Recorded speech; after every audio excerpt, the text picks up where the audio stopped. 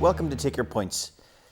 In this episode, we have a special guest in Gemma Begley, the former Tyrone player who retired in January. But for now, we're going to talk about the Ulster Championship, and it's been pretty exciting so far, Cahal. First off, what about Cavan Armagh at the weekend there? A lot of people are saying about the great game it was and great event it was to be at. Now, I was a bit disappointed there was only 16,000 at. I thought the numbers, especially for two teams that haven't done well in Ulster for some time now, I thought there'd been more at it. But the atmosphere was good. I think people are maybe eulogising a wee bit much about it. I didn't think it was a great spectacle. Yes, it was tense towards the end and when it went into extra time, understandably, with so much at stake. But it reminded me a wee bit of two boxers who got too close to each other and sort of spoiled their work. There was nothing really clean in terms of the gameplay. A lot of stupid frees, which especially from the Armagh side of things, which I think looking back, McGuinness has to address. A lot of high tackles around the neck, which the rules have changed, and anything around the neck is red card, yellow, definitely a yellow card anyway. And a lot of wides kicked as well. Yes, it was it was exciting and controversial towards the end. Cian Mackey's introduction off the bench was very telling, but I'm not sort of blown away by other people. I think we've been starved of quality in the Ulster Championship for so long that any close games are talked about as if they were a classic. Yes, it was tense, yes, it was close, but certainly I think we'll see at the weekend there'll be a lot better for on the other side of the draw. That's interesting that you think that, because the common perception is that this year's championship has been pretty exciting, on that side of the draw, with Cavan beating Monaghan and pretty open game, and then the Down Armagh clash. It was a pretty exciting game, but you think that maybe we're just crying out we're just getting too eager about I think I wouldn't say clutching at straws is maybe the wrong way to look at it, but because it's been dire enough football for a while, and even if we do look at the Donegal-Fermanagh game, for majority of that game, outside of Michael Murphy kicking a few nice points and McBrady in the corner kicking a good point off the left, the standard wasn't great. It was very defensive. Armagh down the first day, it was only, I suppose, exciting because of how close and the teams were evenly matched. And then this goes back to, if you want to talk about tiered championship, then it makes it exciting. But the standard, I don't think, was anywhere near what Tyrone and Donegal will be next week. McVitie was very good. The two Murray brothers played well. I've spoken about Mackey coming on. Garrett McKiernan is a quality footballer, and it was quite open at times, which I suppose goes against the sort of defensive nature of things. But a lot of wides kicked from simple positions that if you're at the top of your game as an inter-county footballer, you should be putting them over. Frees missed. I know the pressure was on, but I just don't see these teams, whoever comes out of this semi-final will be beaten in the Ulster Championship. And, in terms of depending on the draw and the qualifiers, I can't see either of these teams making the Super 8. It was exciting for the supporters, but, decision making wasn't great. And, the execution was okay at times, but nothing near where it needs to be if you want to challenge for the big prizes. I'm thinking that Armagh probably should have beat Down in the first game. They had plenty of chances to beat Down. They come to this game, they don't get over the line again. How many lives have they got? Well, that's interesting, but the thing is, the game management, like Armagh coming off that, they're saying yes, the name's still in the pot, and that's great to still be involved at this stage of the year, given especially they've come from 2014, they hadn't won an Ulster Championship game. But at the end of that game, they were a man up. They were 2 points ahead. All they had to do was manage the game properly. And even at the end of extra time, they played around with the ball after Stephen Campbell scored the festive point. They tried to hold the ball. They got dispossessed by McVitie, and then Mackey stepped up and kicked his third equalising point. And we talk about clutch players. He's a man with a wealth of experience. He played 2005. He was on that Cavan team that went to 3 replays with Down, who went on to win the All-Ireland, and coincidentally my team when I was a minor beat Down in the Ulster final, and then we were turned over by Mayo. So I know some of those Cavan players well, but he stepped up when they needed a cool head and could have won it at the end. But it's exciting because it's close and they're at the right level, and I think that is a ringing endorsement of a tiered championship. Will they go much further than this? The supporters might, it's a good day out for the supporters on another day in Clonus. You can't beat that, especially if the sun's shining. But I'll not be buying my All-Ireland final tickets just yet. Thanks very much for your time, Cahal. Thank you, Ronan. So this week's guest is Gemma Begley from Carrickmore. She played for Tyrone for 14 years, won 2 All-Stars and an Ulster title. She retired in January and is working with the Women's GPA as a project manager. So Gemma, I got you on this week because you were retired in January and we sort of wanted to see what life is like just after playing, because you were such a big name and so famous in the ladies' game, how you react to not playing anymore. You did a piece with us recently in the Gaelic Life and you talked about you were gone before anybody ever knew. So you had made a decision that you were going to quit beforehand, before anybody knew. I'd say at the start of last year I kind of knew myself, never mind. After last season was content at that stage, I would say. Why was that? Just playing, like as you say, 14 years. It's long enough, like, and seen plenty of ups and downs with Tyrone, and I've been struggling with an Achilles injury for the last 5 or 6 years, and there's so much good young talent coming through in Tyrone. Just probably hadn't the same hunger. Just was very content, I suppose, at that stage to probably leave Tyrone in a good place and go on and take on some new challenges in life. So you always wanted to play for Tyrone whenever you were young?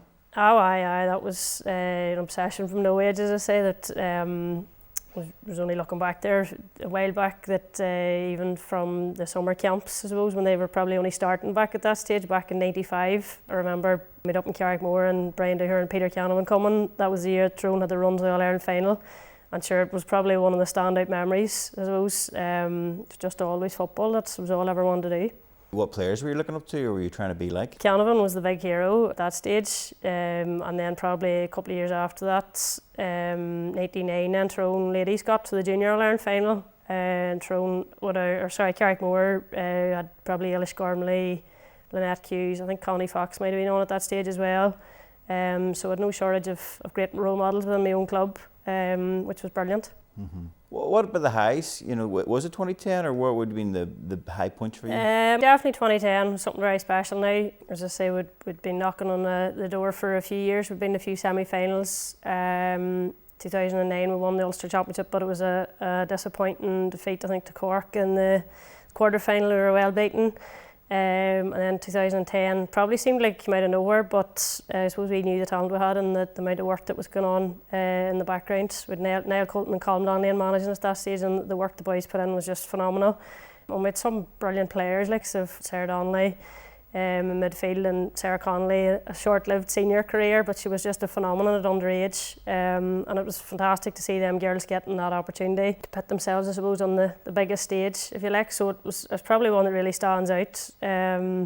Last year was obviously brilliant, I suppose, for a very different reason. Probably felt like I had more like a custodial role at that stage nearly, that, you know, it was like the just kind of minding the young ones and bringing them through and watching them reach their potential was something very special as well for different reasons. I think it referenced in the article, probably wasn't too happy with the regrading, but I suppose to see the impact that it had, and in fairness there was a great setup brought in after that. Jerry Moan and Barry Grimes. Sarah then went on to become involved in the strength and conditioning. There's a brilliant setup there now for the girls. Probably don't realise how lucky they've got it compared to back in the likes of 2010. You know, when we were just scraping by, but it was very special as well. It was a nice way to bow out, I suppose. The 2010 year was a credible team. Like, you know, what was the secret to that team? What made them so good? Was it the bond, or the balance of players, or the management, or what was it? It probably just was everything came together. Like it probably was very, very unique. I'd always say, like, we beat Cork that year, and they hadn't been beat, I don't know, many years before that. They were going for 6 or 7 in a row at that stage in championship. But I always say what I said, the Tuesday night before that game, we knew training. Like, I just knew from the buzz, I think, that we weren't going to get beat that weekend. There was just something special. And you can probably feel that, I suppose, when you're involved with teams, you know, whenever there's something special in there. And it was probably just the effort. Like, it still stands out in my head doing press-ups in the snow, and you sport Noma on I think there was only 7 of us maybe turned out for training one morning, and we still did the work. Like, there was nothing we wouldn't do at that stage. And Niall, this fantastic coach and man management, or man manager, woman manager. So, you know, they were a massive factor in it. Probably nothing they wouldn't have done for us either. So, just very special, just sort of clicked for us that year, but great memories. Yeah, and was there any regrets that you had during your career, or have you just put it all behind you?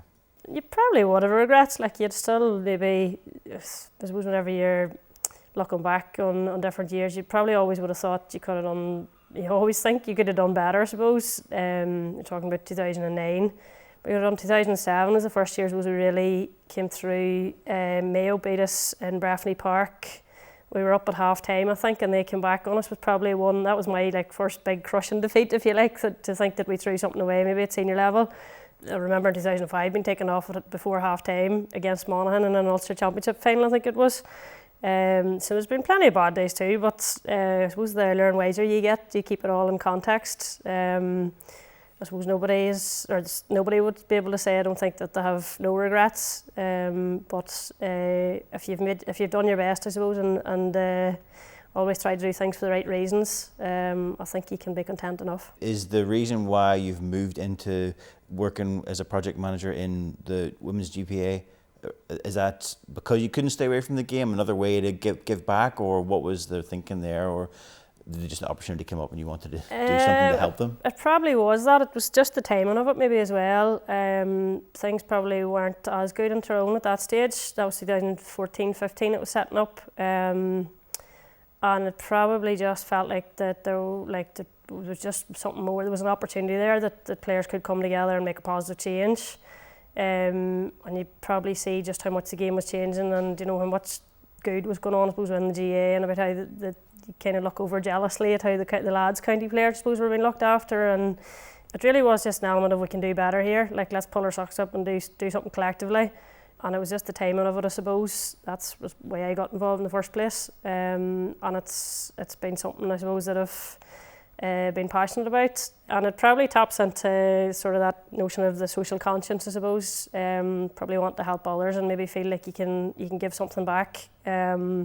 There probably was some sort of an element in that as well, like the legacy, I suppose, of what you're able to make things better for the ones coming behind you. What's the next goal for you in terms of working with the Women's GPA? Women's GPA, just keep improving things. There's a lot of change, even we're 4.5 years now since we were set up, and things have come a long way. As I say, that they're getting the government grants now, and there's an awful lot of off-field supports for players that they never had before. The likes of the counselling, scholarships, personal development coaching, careers advice, all that sort of stuff that people do put on hold to a certain extent, and it happens in the ladies' game too. I know probably my own athletic identity was so tied up in football for a long time. I didn't care what I'd done in my professional life, and probably now can relate to other people when you see that. And I think it's just that sense of looking after players better. Girls still don't get travel expenses. Even 4 years ago, there was only 7%. I think when we first surveyed it, there was only 7% of players that got travel expenses. Most of them probably now get some sort of food after training. That was never, probably up to a couple of years ago, most teams wouldn't have got, I'd say, hardly anything. And it is a bigger challenge. We're now fighting against the AFL to hold on to our players. We're fighting against the rugby sevens. Maybe netball, I suppose, is the other, between Neve and Caroline as well. But it really is that notion of investing in these people who are giving so much to us, so much enjoyment. They're such role models in their county. They actually affect participation. And that's our challenge, is just to keep looking after them, improving their playing experience, and then looking after them as people off the field as well. So it's something we'll keep fighting the good fight on it. It's a big job, and there's a lot more work to do. That's it. Gemma, that's great. Thanks for your time. Thanks for coming in. Thanks for being part of Take Your Points. Thank you. So now we're going to speak to Gemma and Cahal about some of the major issues facing us at the moment. And one of those, I think, particularly because you're on, Gemma, is the issue of equality. Now, you've been in our paper or before talking about how you think that things need to be done to improve the equality. Do you want to expand on that? Do you want to talk more? Do you think there's more work to be done? there probably is. As I say, it was probably especially at county level. Maybe there's more potential there. At club level is a good model with the one club model, and I suppose the clubs that use that, it works very well. In counties, I know it's especially, I suppose, the facilities and getting supporters and sponsorships and things like that. Probably see more potential for integration and working together. I suppose you see the popularity now, especially of the games, and the fact that double headers and that work so well. And I think Ulster's probably maybe ahead of the other provinces that maybe have been for a few years, which is great to see. Like it works so well even this weekend coming, obviously. Tyrone and Donegal, the double headers there as well. You see things like that working so well, and it is such a family and community orientated organisation that we're working with. Do you know, it makes so much sense. The players still face probably a lot of challenges at the county level. They'd be putting in the same effort and same commitment as the lads, and probably just maybe still don't feel like they're getting the same access to the things they need to be the best athletes they can be, which is what they always want. But I think things are going in the right direction in terms of coverage, in terms of integration. Obviously the GAA and the two associations are working a lot closer together now, and it probably will at some stage. I can see it in the future being integrated. So I would like to think that things will keep going in the right direction. Do you think that the double headers will have a beneficial effect to the ladies' game, camogie and ladies' football? I think they definitely do. Just that wee bit of recognition, even if it's only like maybe somebody that's never been at a game before, just coming in for even you'd see it filling up the last sort of 15 or 20 minutes and just getting the programme in their hand and getting them to see the players' names and things like that. And I suppose you'd anecdotally always hear that sort of throwaway comment, oh God, it's not that bad, you know, whenever they're actually exposed to it. Just give it a chance, I would say. I do think in terms of just breaking down them barriers, I think it's a massive thing. And as I said, just for families and for clubs and whoever's going to the games, it makes so much sense to bring everyone together. So I think they're a massive good thing. The ladies' game is nearly a better product than the men's game in terms of entertainment value. And I know a colleague of mine manages a ladies' football team, and he says that the best game he's watched maybe in years was an under-16 girls match because it was so open and so attacking. They play a different game, more entertaining game. Would you agree? Or I hear that regularly about ladies' football, especially. Just the speed of it, I suppose the last couple of years has gone through the roof. The Dublin and Cork game, I suppose fairly recently, the league semi-final was it, I think, that it's just, you know, it's such a spectacle, and they're tight games, and it's probably less cynical. There's less passing it back and forward across the middle of the pitch, which is a good thing.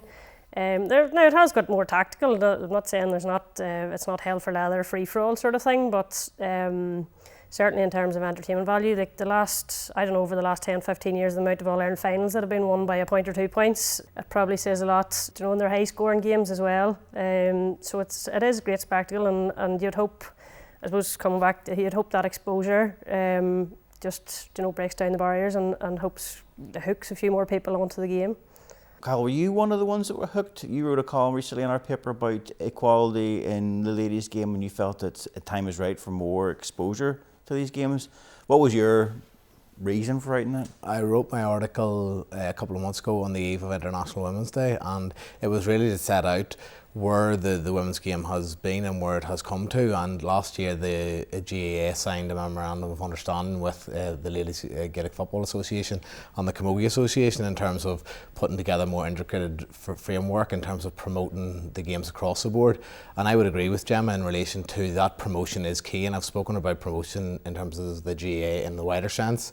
You know, has to be at the forefront of everything we do, and I think the double headers are good as that hook in terms of where patrons come to games where the senior games are on, and then they come in a bit earlier for the women's game, and you know, they're exposed to that product and the great games that they do have in relation to the standard as Gemma has talked about. There's less cynical play, there's less, you know, defensive. There's still tactics involved in it, obviously, but you know, as a product it is right up there. And you know, when you have some great athletes like Caroline O'Hanlon or Amy Mackin, just talking about the Armagh ladies, you know, they are world-class athletes as well. We've seen what the likes of Sarah Rowe has done and Cora Staunton down in the the AFL in Australia. And, you know, getting that exposure to the right number of people is key. And I think the professionalism that have come into it and the seriousness of, you know, the dedication that the girls put in, you know, is second to none. And it's only going to get more professional as the Centre of Excellence increases, you know, the sponsorship, and a lot more people are becoming more aware of what they're doing and the levels that they've attained. And a prime example is, you know, last year's All-Ireland final game, there was 51,000 at it, you know, and that was at the time a European record.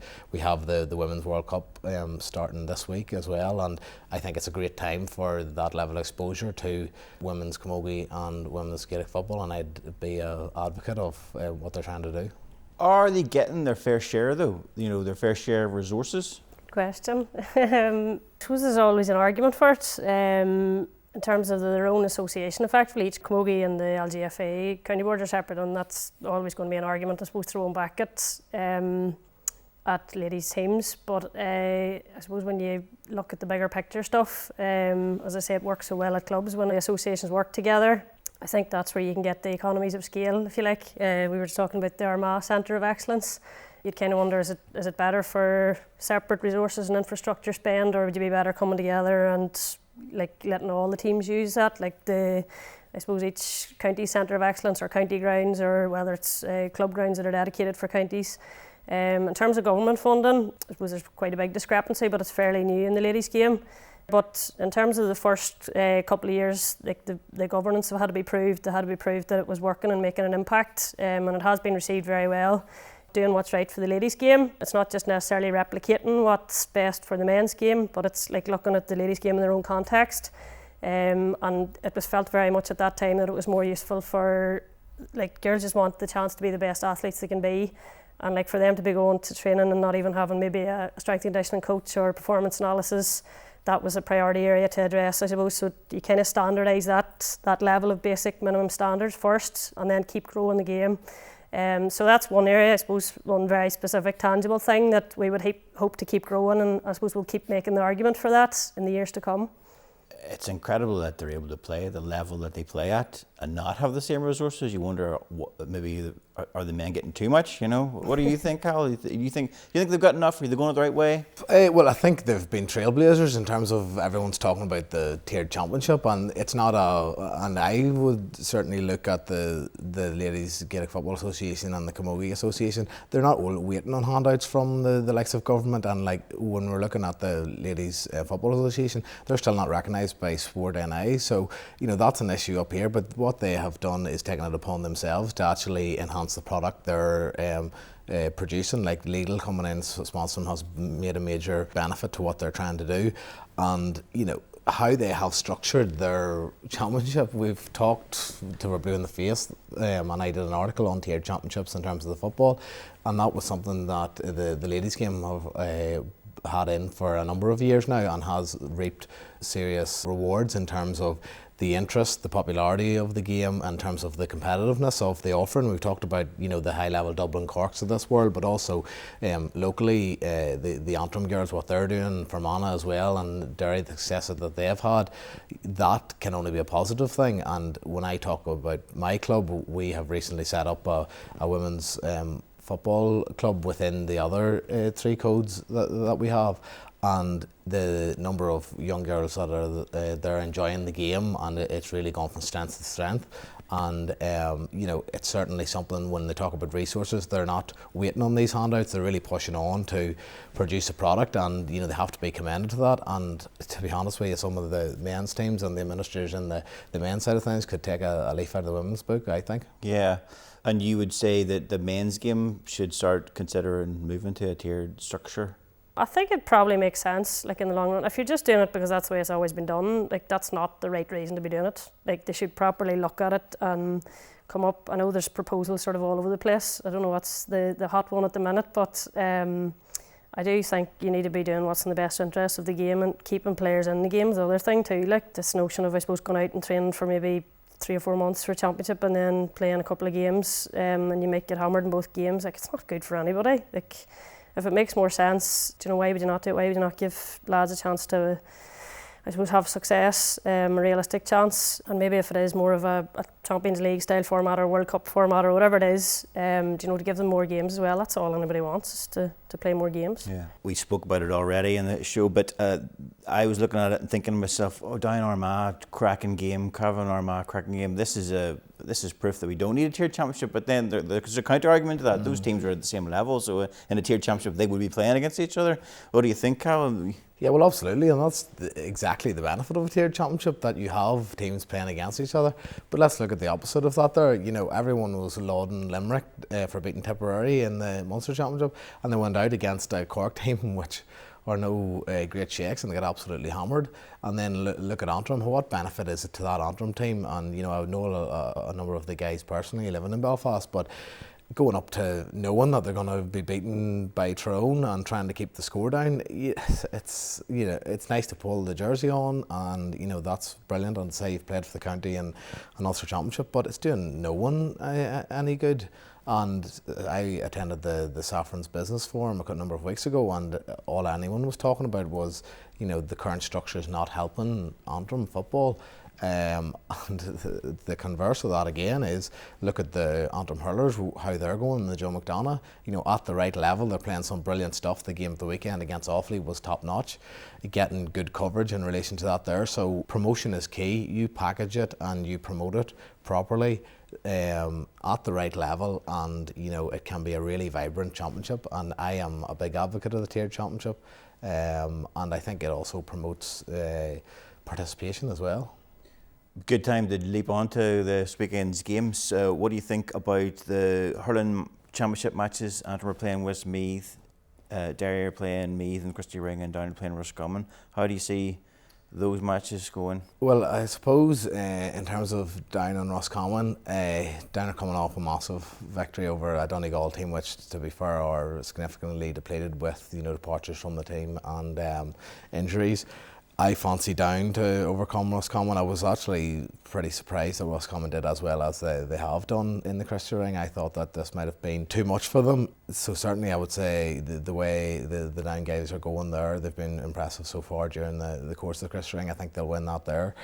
In terms of the Derry-Meath game, Derry didn't really impress last week, and Meath are a very strong outfit, having played against them on a number of occasions. It wasn't that long ago that Meath were beating Antrim in the Christy Ring final prior to the Joe McDonagh change, and they still have a lot of strong guys in there, so I think that it'll be a Meath Down final and that there. In terms of the Nicky record, from my own perspective, Armagh Tyrone will be a really interesting game.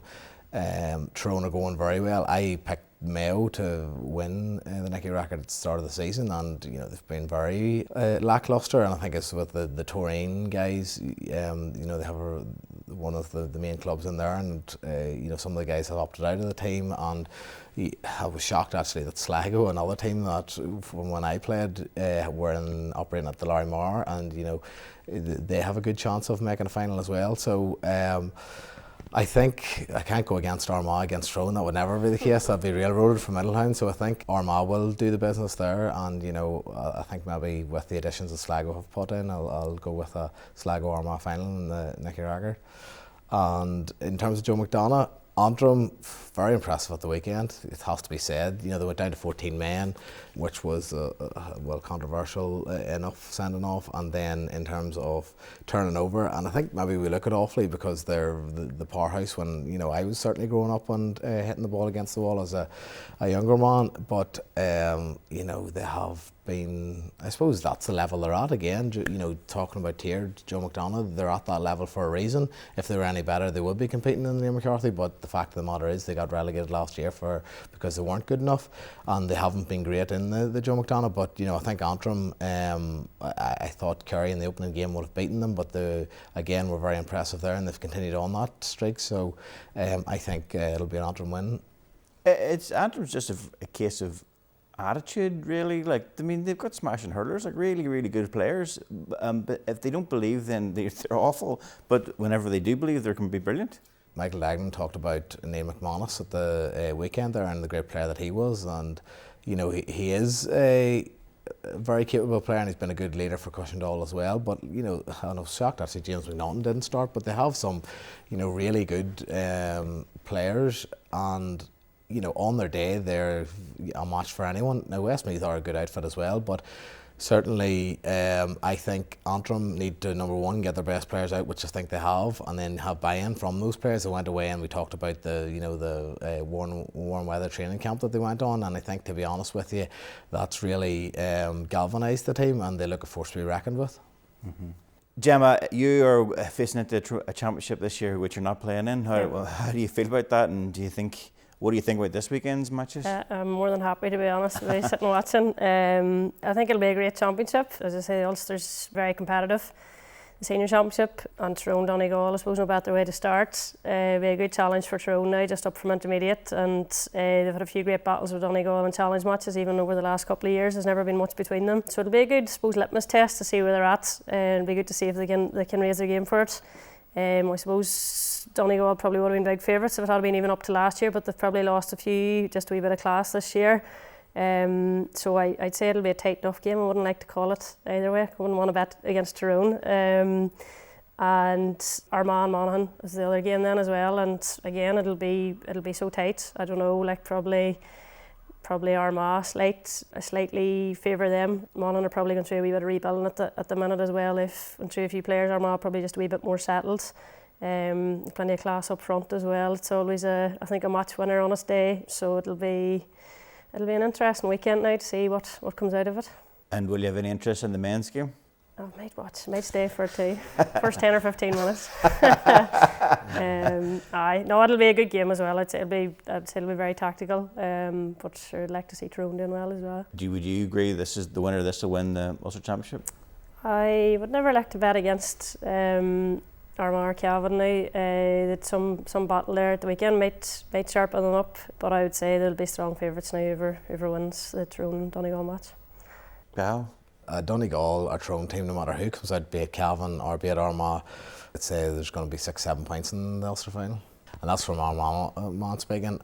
Okay, thanks very much for your insight and analysis. We have decided that it's going to be Tyrone or Donegal winning this year's Ulster Championship, and thanks for watching. We'll see you next time.